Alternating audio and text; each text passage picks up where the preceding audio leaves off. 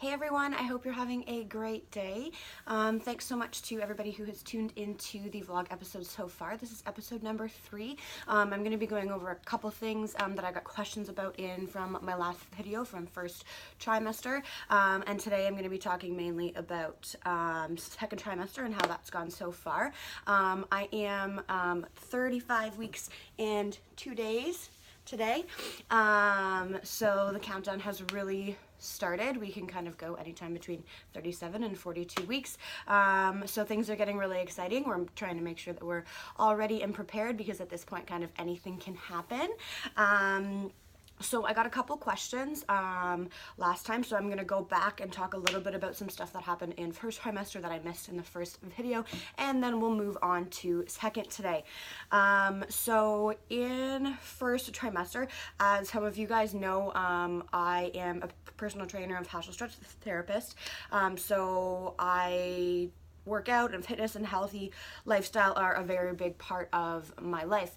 My first trimester workouts were pretty normal basically until I found out, and then about a week after that is when my morning sickness started, as I mentioned in the last video. When that started, everything got really hard for me. I would do one round of a simple body weight circuit, and it was so hard. My muscles in my legs would start to cramp up earlier than I'd ever had them cramp up before, and I would be sore for up to like 5 days, which was something that I had never experienced before. And I did one round of a simple body weight circuit. It was only a few minutes long, and I was in a lot of pain for a really long time after. I guess it was just a lot on my body as it was working hard to try to build something from scratch on the inside already. So I definitely slowed down. My energy was definitely down overall in first trimester, and I was pretty sick for most of the day at first. And with nobody really knowing yet, it was hard to hide, and I was afraid I wasn't going to be able to get through the rest of my day if I did put a good solid workout in. So I really eased off quite a bit. Between all of that, I really tried to get like a couple rounds of squats or push-ups or planks or just any exercise that I could do in throughout my day. Like I would do squats while I was brushing my teeth. I would do a plank in between the middle of my day sometime if I could, and just kind of work in whatever movement I could, along with walks and a little bit of yoga. So that's what my workouts kind of looked like during first trimester. They were pretty minimal, few and far between. As far as body image goes, I struggled quite a bit at first. In my first trimester, I gained about 15 pounds, and I felt like it was just coming on really fast from what I had read and everything. Everybody said, oh, well, like first trimester, you probably really shouldn't gain a whole lot. Nothing should really need to change too much. And despite being as sick as I was, everybody said, oh, like, are you losing weight because you've been so sick? And that wasn't the case, actually. Because I had to eat pretty much all the time to prevent myself from feeling sick and feeling nauseous most of the day. So I actually was probably eating way more than I should have been.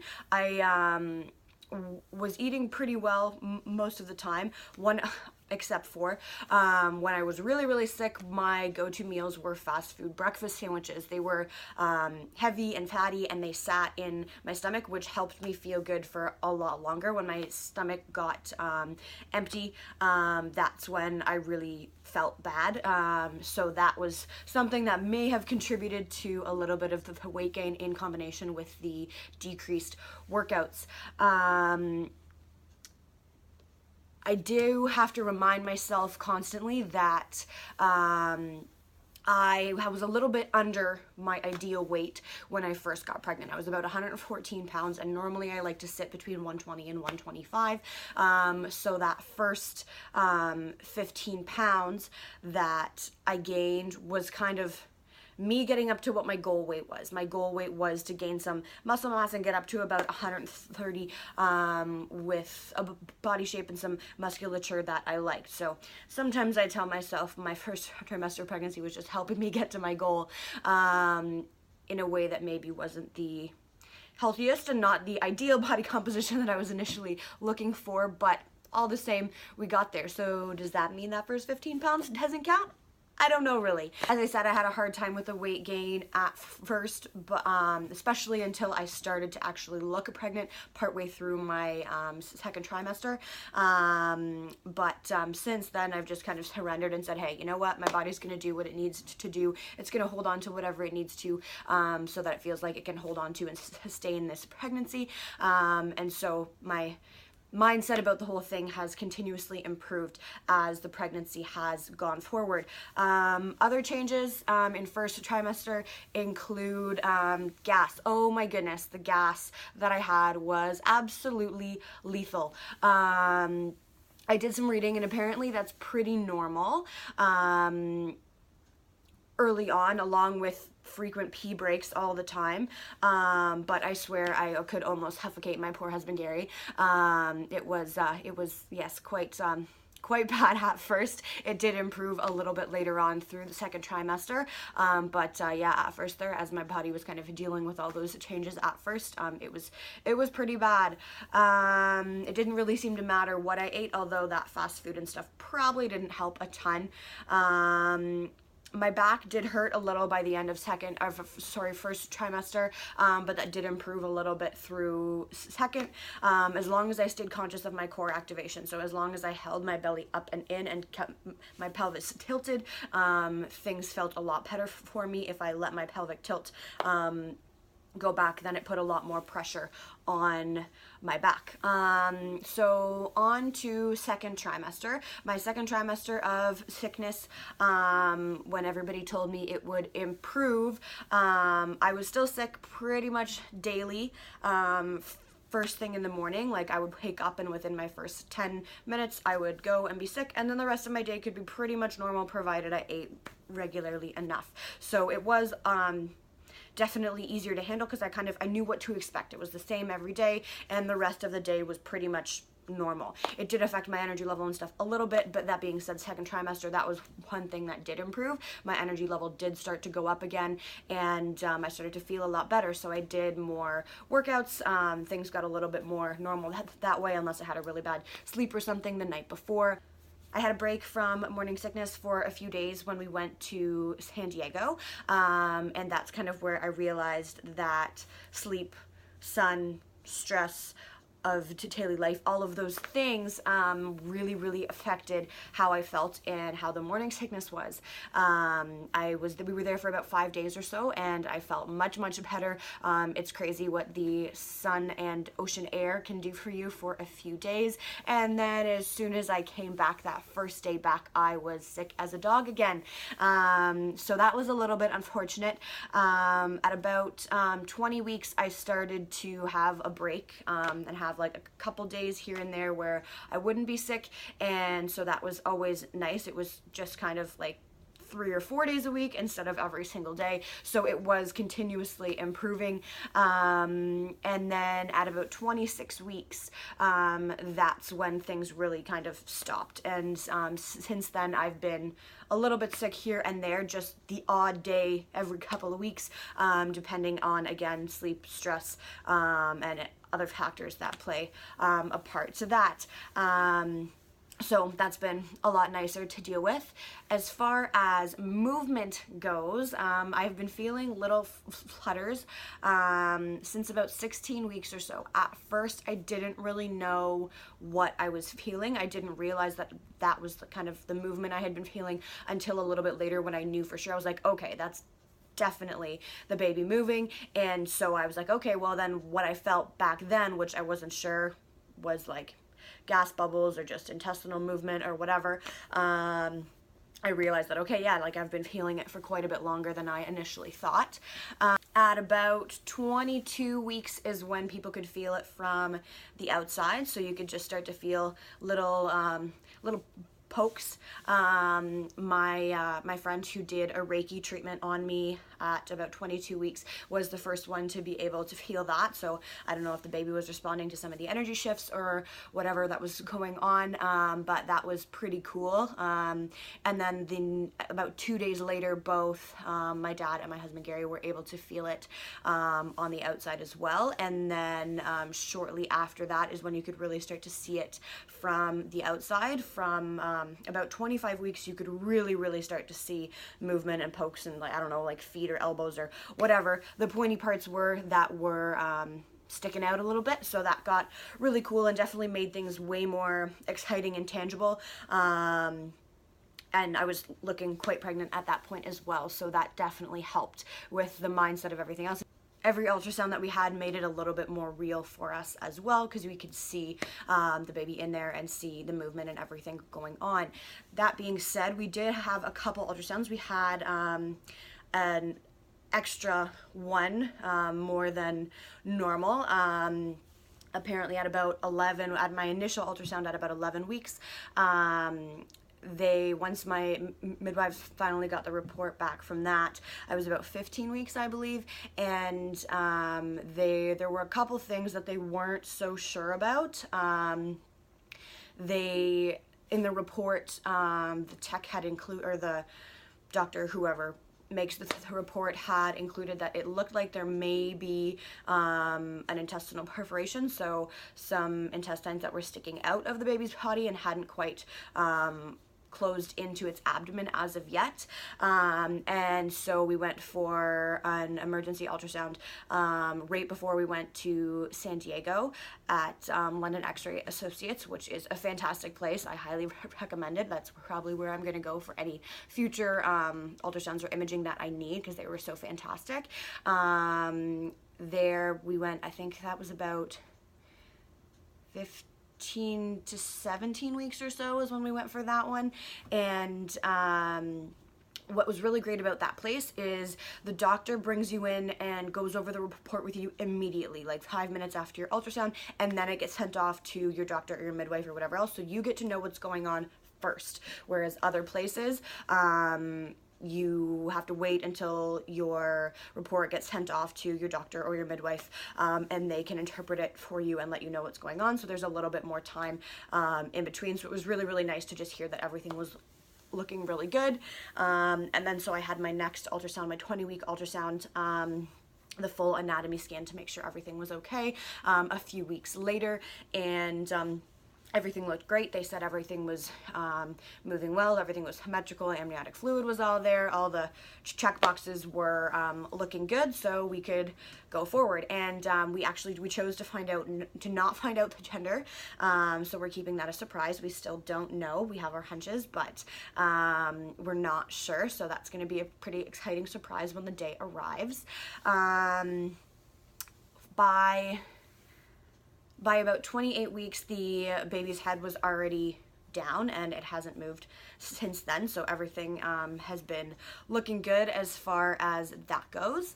As far as our decision for where to have our birth, I did a little bit more research, and I asked my midwives a million questions. As I said in the last video, my mom and my husband were a little unsure initially about that option, and so they had some questions, they had some concerns, and I asked my midwives basically all the questions I could think of, like what happens if you've got hemorrhaging, what happens if there's placental abruption, what happens if cords around baby's neck, what happens with all these different things, and they answered my questions rapid fire like it was nothing, like they've seen it all, and that just made me feel really comfortable.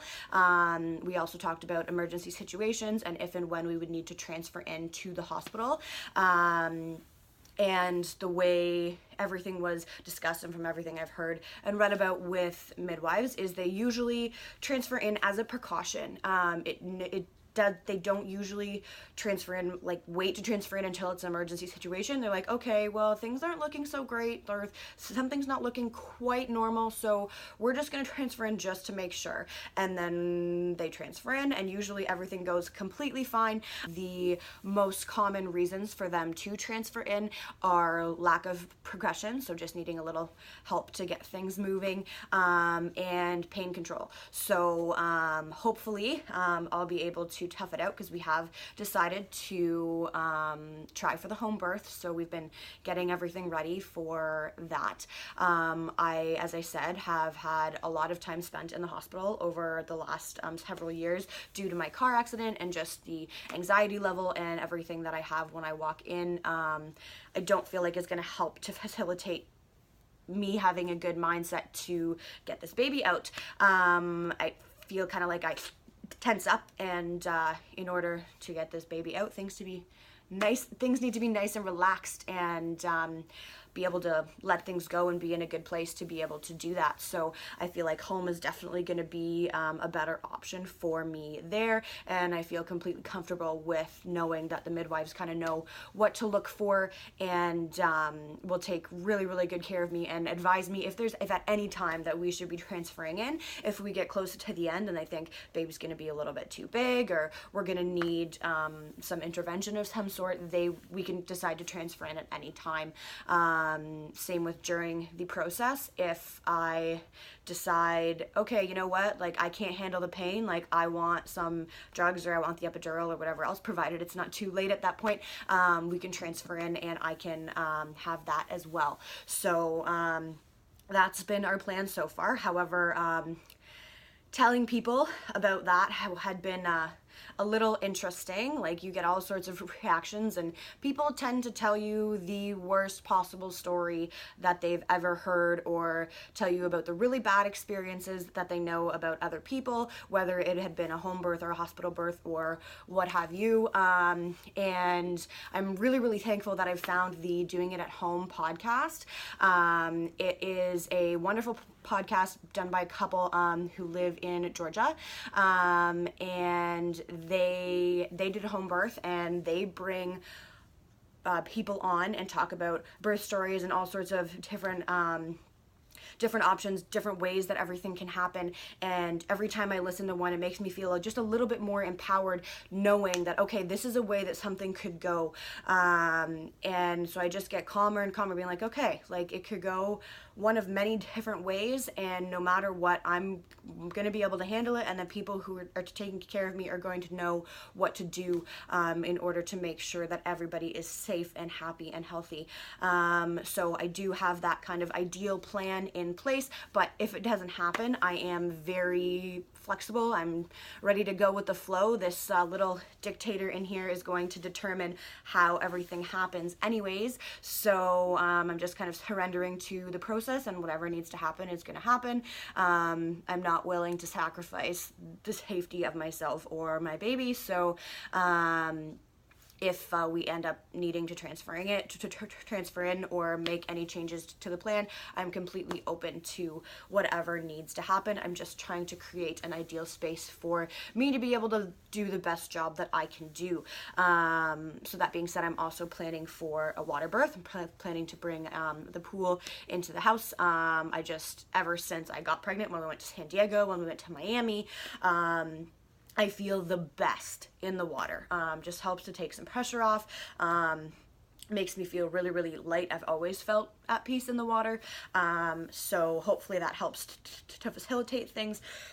Though through listening to the Doing It at Home podcast, from some perspectives I have heard and seen, that some first-time moms don't feel like they can get grounded enough and need to have their hands or feet on the floor or the wall, so that they feel like they can push and bear down in the right way. So with that too, we're just going to kind of see what happens and go with the flow. And now we're just kind of waiting and getting ready. I will talk a little bit more about third trimester in the next video, and everything that we have done to prepare for this little baby. It's been pretty exciting the last few weeks here, and I can't wait to tell you more. And then hopefully soon we'll have another little guests to have on here with me as well. So if anybody has any questions, please feel free to message me or put them in the comments below. If you want to keep following my story, please subscribe to my channel, and I will keep you posted on everything that we've got going on. I've got all sorts of stuff planned coming your way for after the baby's born, when I've got some more time at home. I'll be able to bring you all sorts of tips and tricks and DIY and food stuff. So stay tuned, and thanks so much for watching.